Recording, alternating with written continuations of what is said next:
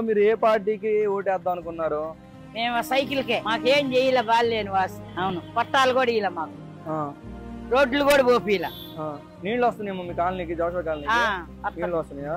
ఇప్పుడు మున్సిపాలిటీ వాళ్ళు 3 రోజులకు 4 రోజులు పడుతున్నారు. దామచల జనార్దన్ రావు గారు గురించి చెప్పండి. ఆయనే రోడ్డు పోసాడు మాకు. మేము బురదలా ఉంటే వచ్చి చూసి వినాయకుడి సైడ్ కి పోసాడు రోడ్డు. ఆయనకి చెప్పుకున్నాం మా బాధలన్నీ.